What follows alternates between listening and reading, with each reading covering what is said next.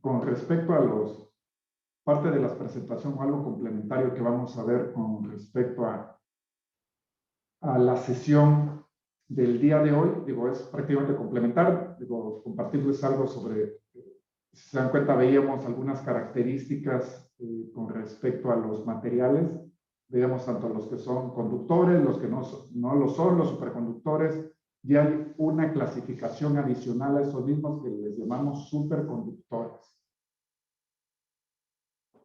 Dentro de esta clasificación, o antes de eso, en los circuitos eléctricos con los que trabajamos de manera cotidiana es con energía eléctrica. Va a depender de las variaciones que tengamos en cada una de ellas para ver si trabajamos con corriente continua o con corriente alterna. Una de las características que tiene la energía eléctrica es que se puede ser generada, es en el momento desde las fuentes tradicionales en las cuales se pueda producir la electricidad, puede ser transformada. Si nos vamos al diagrama o al esquema que les muestro aquí en la parte de abajo, tenemos en las centrales donde se genera la electricidad, después la transformamos, la transportamos y pues bueno, va a depender de los niveles de tensión en los cuales estemos modificando o transportando esa energía. Pues, si se dan cuenta, generamos, ¿qué hacemos con este equipo? Con un transformador, elevamos el voltaje, lo llevamos a otra subestación eléctrica, que es la que se encarga, reduce el voltaje. De ahí de reducir el voltaje, lo transportamos un tramo, utilizamos otro transformador para poder hacer la transformación de la energía, transportamos nuevamente otro tramo de la energía y finalmente hasta las zonas residenciales o casa habitación es ya en la última etapa del proceso y utilizamos en la parte de distribución, consumimos la energía. Este proceso que les digo es un sistema tradicional de un sistema eléctrico de potencia y en todo el mundo así funciona. Todo este mismo proceso llevamos muchos años de utilizarlo. Es muy fácil el hecho de, bueno, muy fácil en teoría, digo, ya conocemos la complejidad que puede implicar un sistema eléctrico de potencia, pero de manera particular el almacenamiento de la energía eléctrica en grandes dimensiones es muy complejo todavía. Y es ahí donde revista la importancia de que podamos utilizar algunos materiales. Hoy, digo, y seguramente hoy más que nada, digo, poniendo en contexto en el mundo en el que vivimos, digo, hoy no existe, digo, una tecnología pues, prácticamente eficiente para almacenar energía a gran escala. Siempre digo, para poner en contexto, en el momento que nosotros generamos la energía eléctrica, se debe estar consumiendo. Les platicaba en algunos escenarios a cuánto es que viajaba la electricidad. Y les ponía en contexto que realmente tomamos de referencia la velocidad de la luz, que son 360,000 kilómetros por segundo, y los ponía en contexto que son alrededor de 7 vueltas y media a la Tierra en un segundo.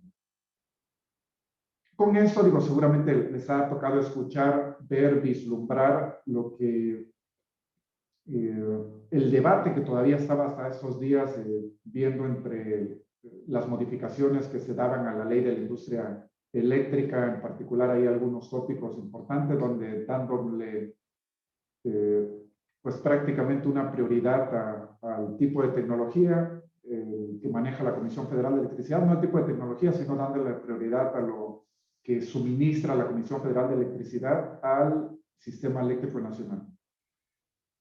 Finalmente es algo que se está aprobando, no es tan positivo para nuestro país, pero bueno, ya es algo que ya se aprobó en la Cámara Baja, en la Cámara de Diputados, ya se aprobó hace 2 días en el Senado, y pues ahora en un periodo más o menos de 6 meses se va pues prácticamente amalgamar todo lo que implica esa transición o esas modificaciones que se le hicieron a la ley de la industria eléctrica. Pero ahí, si se dan cuenta, una de las desventajas, como para poder poner en contexto con respecto de las energías renovables, con respecto a la forma de generar la electricidad de forma tradicional, es de que dice que las energías renovables son intermitentes. Yo no le diría son intermitentes, finalmente son variables. La forma en la cual se puede generar la electricidad. ¿Por qué? Porque están condicionados a las condiciones meteorológicas existentes. Quiere decir que si hay sol y si hay viento se puede generar electricidad. Si no lo hay, es ahí donde entran las formas tradicionales en las cuales se puede producir la electricidad. Algo que ya habíamos visto cuando analizábamos los principios básicos de algunos elementos, de manera particular, pues los conductores, pues son aquellos que contienen electrones que pueden moverse libremente. Lo que les decía, los materiales son conductores, son los que permiten el flujo de electrones de manera muy fácil. Es más, hasta analizábamos ahí, de acuerdo a la ley de Ohm, algunas de las características particulares de la misma con respecto a la resistencia, y veíamos las propiedades particulares que puede tener un material en el cual puede fluir o no el flujo de electrones. Tenemos otra clasificación que son los materiales semiconductores, que tienen pues propiedades prácticamente en medio de las características que pueden tener los aislantes o los conductores. Los aislantes, veíamos, para poner en contexto, pues son los que se oponen al flujo de electrones, y mencionamos algunos ejemplos, porcelana, madera, caucho, por poner de los materiales conductores. De manera particular, pues hablábamos de los metales, cobre, aluminio, que son los que de manera comercial se explotan en gran medida, y tenemos los materiales semiconductores, pues algún ejemplo puede ser el silicio. Todo esto es para poner en contexto las propiedades adicionales. Si tuviéramos, o bueno, aquí en esta misma diapositiva, poner una clasificación adicional, tendríamos que poner por acá los materiales superconductores. ¿Cuáles son los materiales superconductores? ¿O cuáles son las características que tienen los mismos? Finalmente son aquellos que, al ser enfriados, dejan de ejercer una resistencia al paso de la corriente eléctrica. Para ponerlos en otra perspectiva o ponerlos en un contexto, es de que se convierten prácticamente como conductores perfectos. Veíamos, analizando las propiedades de algunos materiales, de manera particular el cobre y el aluminio, en el momento que veíamos que cada material conductor, de manera particular esos dos metales, tienen una característica particular que es la resistividad, y es con la cual podemos ver qué tanto se oponen o no al flujo de electrones, pero finalmente, aunque son materiales conductores, existe una resistencia al flujo de los mismos. En cambio, con este tipo de materiales no lo existe. Por eso es que en su momento se les pueden denominar como conductores perfectos. Los materiales superconductores tienen dos propiedades fundamentales. Y esas propiedades es cuando se enfrían por debajo de su temperatura crítica, y que varían con cada material. Si se dan cuenta, uno es la levitación. Ahorita les voy a mostrar algunas de las características adicionales de este tipo de material. Estas dos características que les decía, en las cuales, o esas propiedades fundamentales de estos materiales, uno es que la resistencia tiende a cero. Esto se lleva desde... Este efecto fue descubierto en 1911. Prácticamente es decir que la corriente fluye sin ninguna resistencia, y por lo consiguiente no existe pérdidas o gasto en la energía. Que era lo que les decía, que de manera que en la vida real, en el momento que se transporta energía del punto A al punto B, o si lo vemos en grandes distancias, comúnmente siempre existen pérdidas de energía. Si se logra canalizar o que se logre potenciar pues, prácticamente este descubrimiento o este tipo de material en lograr que pueda fluir de forma adecuada, pues prácticamente no existirían pérdidas de esa energía en la parte desde que en el trayecto en el cual se transporta, ¿no? Para ponerlo en simples palabras. Comúnmente, es algo habitual que se da en la industria. Seguramente han escuchado del efecto Joule. Pues, ¿cuáles son las características en las cuales se puede implicar esto? Es que en el momento que se empieza, la energía, de una corriente eléctrica se convierte en calor a medida que fluye a través de una resistencia. Quiere decir que entre mayor energía pasa por un conductor, este tiende a calentarse. y esa característica empieza a generar pérdidas. ¿Se dan cuenta? El efecto Joule, una forma de poderlo analizar o interpretar, pues es a través de su fórmula matemática, que es como podemos determinar algunos de los elementos necesarios de este tipo de características. Y el otro elemento importante de los superconductores es de que cuando la materia se enfría, digo, por debajo de su temperatura crítica, digo, son ahí algunos aspectos, es bueno, ¿cuál es la temperatura crítica de esos materiales? Pues aparece de manera natural una fuerza repulsiva entre el material que se hizo superconductor y el imán. Ese efecto, digo, fue descubierto 22 años después que el primero. Si se dan cuenta, es un material que llevamos muchos años tratar, o bueno, este tipo de características en esos materiales para poderlos explotar de manera comercial. Debido a este efecto que les mencionaba, digo, los materiales superconductores son capaces de realizar pues, prácticamente levitación. Aunque pueda parecer ciencia ficción y demás, digo, son características naturales que se dan en este tipo de materiales en el momento que los podemos enfriar por debajo de su temperatura crítica. Hay varias teorías adicionales. Digo, esta fue propuesta prácticamente 34 años después. Fue tratando de explicar el fenómeno de superconductividad. Y esta teoría pues recibe el nombre de las iniciales de quienes lo idearon, que es el BSS, que ya sea de Pardee, de Cooper y de Schiffer. Son aquellos investigadores en los cuales trataron de explicar el fenómeno de la superconductividad ya con herramientas distintas o con materiales o con tecnología distinta para poderlo interpretar. ¿Qué es lo que hace el superconductor? En el momento que nosotros encontramos una temperatura crítica con respecto a las características adicionales que se puedan manejar en estos materiales, empieza, o la característica del mismo es que se vuelve un conductor perfecto. En el momento que enfriamos el material por debajo de su temperatura crítica, ahorita vamos a ver cuáles son las temperaturas críticas de algunos materiales. De manera general, tenemos un material, lo enfriamos y en el momento que llegamos a la temperatura crítica que tenemos, el material empieza a tener características adicionales, deja de ser un material conductor y se traspola a las características ya de un material superconductor.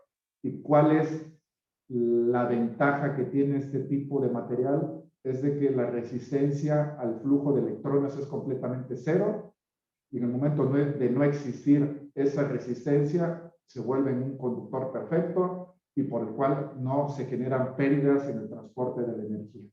Si se dan cuenta, son muchas prácticamente bondades que puede tener este tipo de material, pero ahí vamos a encontrar a lo mejor algunas de las formas en las cuales por qué no ha sido tan explotado de manera comercial ese tipo de materiales. Y tenemos temperaturas críticas, estamos hablando de grados Kelvin, y desde los años en que se han empezado prácticamente a trabajar con algunos de los materiales para poderlos poner en contexto, y prácticamente dentro de los materiales que se han podido sondear, experimentar y ver las formas en las cuales se le pueda dar un valor adicional a ese tipo de tecnología. Aquí, con esto que les estaba... Digo, Maestro, yo tengo una pregunta. ¿Sí? No, ¿de qué? Les sigo compartiendo uno de los... pues les voy a... Vamos a analizar de manera particular pues un material más común, digo, muy distinto al otro que se manejaba o que les ponía ahorita en el video ahí adicional para que lo estén viendo. De manera particular el aluminio. ¿Se dan cuenta? Pues el aluminio es un elemento, pues prácticamente digo, un material, es el número atómico número 13, es un material pues, no ferromagnético, y pues bueno, es de manera comercial muy utilizado con las propiedades que se manejan como material conductor. Si nos vamos por acá, para empezar a ver las temperaturas críticas, son a través de Kelvin. Y tenemos aquí algunos de los materiales en los cuales, en el momento de poder transportar ese tipo o de poder descubrir y que nosotros podamos enfriarlo, hasta cuánto tendríamos que enfriar el aluminio para que nos dé las propiedades que queremos de un material superconductor, hasta los menos 271.96 grados. Si veíamos ahí, hay algunos materiales o el ejemplo que nos mostraban en la proyección, que en el momento de que solamente pues, les pones nitrógeno prácticamente líquido, vemos que se alcanza de manera directa pues, alrededor de casi los menos 196 grados. Para el aluminio tendríamos que encontrar algún otro esquema para poderlo enfriar. Basándonos en lo que yo les platicaba, entre algunas de las características importantes es poder encontrar una forma de poder almacenar la energía a gran escala y utilizando superconductores a lo mejor nos pudiese dar una posible alternativa para poderlo hacer. Algo que les decía, una de las asignaturas pendientes que todavía se tiene para poder explotar de manera pues natural o de que no encontrarle esa variabilidad que tienen las energías renovables sería en el momento que pudiésemos almacenar la energía. Este tipo de característica, este tipo de sistema, es un sistema de almacenamiento que se encarga de prácticamente, se utiliza o se almacena la energía a través de materiales superconductores. Hay algunos prototipos en los cuales se puede almacenar utilizando este tipo de tecnología. Se dan cuenta, en estos sistemas pues se utilizan bobinas superconductoras, que quiere decir que en las bobinas o el material que comúnmente sería, que de manera tradicional tenemos como bobinado, que es el cobre o ya en algunos casos el aluminio para las máquinas eléctricas, lo que se propone es de que sean con materiales superconductores para poderlo hacer. Todo esto, pues en el momento de que podemos o vimos las características adicionales de que uno, pues no existen pérdidas, se vuelve conductor perfecto, fluye completamente la energía. Y pues ahora eso, si lo ponemos en grandes cantidades de energía, seguramente el comportamiento pues puede ser muy distinto y puede dar grandes resultados.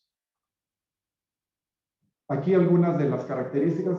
Estos sistemas que les pongo acá son sistemas en algunos como prototipos en los cuales se pueden utilizar para poder almacenar energía.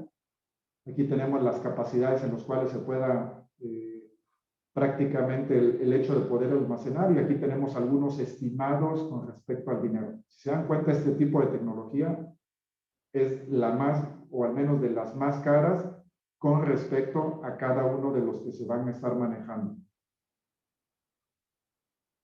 Prácticamente, como para poner en contexto, estamos hablando de materiales superconductores, es de que al menos manteniendo la temperatura, el campo magnético y la corriente eléctrica por debajo de sus valores críticos, prácticamente el material permanece en un estado superconductor, con las características o las bondades que refleja este tipo de materiales. No sé si hasta acá, con lo que les he comentado con este tipo de materiales, vemos las bondades que puede tener un material superconductor, pero también algunas de las limitantes que tenemos en tecnología. Uno es de que lo tenemos que tener frío para que pueda mantener sus propiedades superconductoras.